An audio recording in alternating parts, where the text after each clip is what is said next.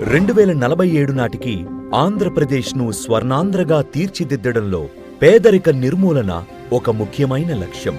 ముఖ్యమంత్రి శ్రీ నారా చంద్రబాబు నాయుడు గారు ఈ దిశగా ముందడుగు వేసి ప్రారంభించిన జీరో పావర్టీ P4 కార్యక్రమానికి ప్రజల నుంచి అద్భుతమైన స్పందన లభిస్తుంది. ధనికులే కాదు, సహాయపడే హృదయమున్న ప్రతి ఒక్కరూ ఈ ఉద్యమంలో భాగస్వాములవుతున్నారు. అలాంటి ఓ మార్గదర్శి శ్రీమతి పల్లికొండ హేమలత గారు.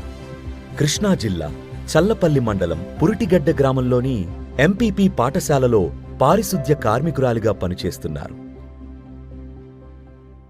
ఒకరోజు P4 వెబ్సైట్ ద్వారా అదే గ్రామానికి చెందిన 84 ఏళ్ల వయసుగల చర్ల కనికరం గారు అనారోగ్యంతో ఒంటరిగా ఉన్నారని తెలుసుకుని హేమలత గారు చలించిపోయారు.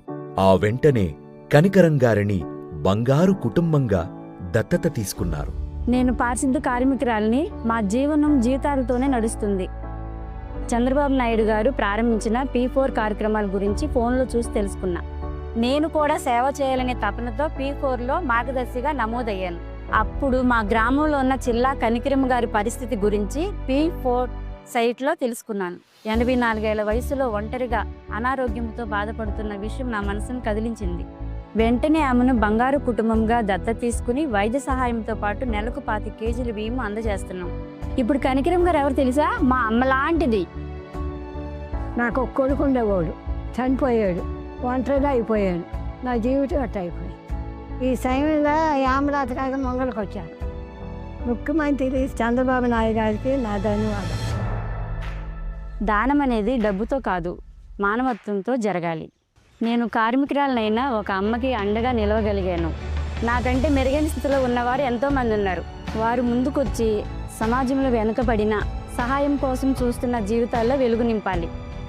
అందరం కలిసి వస్తే 2047 నాటికి పేదరికం లేని మనమందరము కలలు కంటున్న స్వర్ణాంధ్రాన్ని నిజం చేయవచ్చు. మీరు కూడా పల్లికొండ హేమలత గారిలా మార్గదర్శిగా మారండి. పేదరికంలో ఉన్నవారిని దత్తత తీసుకొని బంగారు కుటుంబంగా రూపాంతరం చెందండి. ఇందుకోసం www.zeropovertyp4.ap.gov.in లో లాగిన్ అవ్వండి. పేదరికం లేని స్వర్ణాంధ్ర కోసం నడుం కట్టండి.